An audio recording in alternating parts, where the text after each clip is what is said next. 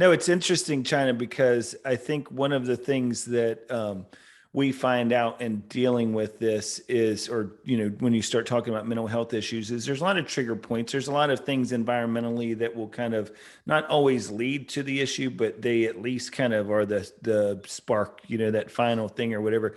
Were you ever able to, maybe through therapy or whatever, kind of figure out like what it was? Was there things going on in your life around that time, other than, of course, professional baseball, but that kind of put you in a position where you felt maybe started you down that path? Yeah, and I'm still in therapy to this day. I think it's not essential. Everybody's got their own recipe that works for them. It helps me. I had a mother that was incarcerated twice because of drugs before I was 12 years old.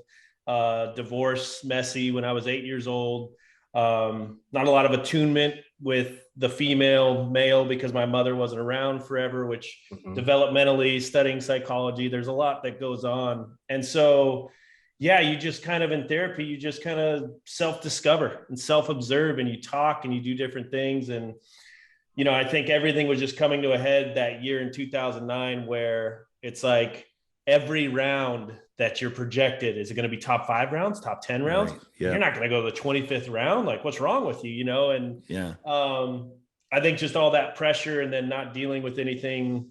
I was 21 at the time, but I tell people I may not even still be an adult at 34 right now, but I definitely wasn't until 25. When I got done playing is when I felt like, oh, I have to define who I am now, because I was a baseball player for 25 years. And now I'm a human being. I don't like this human being. Can I just go back over there? Yeah.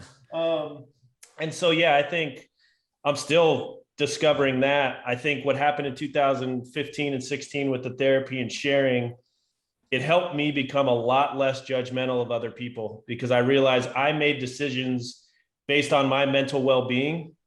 And I never looked external with that lens of, what, other people might be making decisions because of how they're feeling on the inside.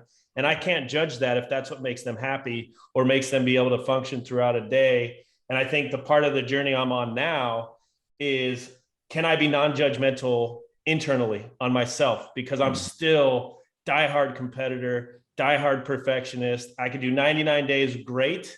And if I fail on day 100 with my alcohol or with working out or with nutrition, then I'm 100% a failure. That's still kind of the mindset that goes on in something. That's the biggest part of my journey I'm working on now. But long-winded answer to yes, I kind of started to figure that out in therapy, and it's still an ever-evolving journey based on what's important today, like getting new wrist cuffs for a new J band, or who knows.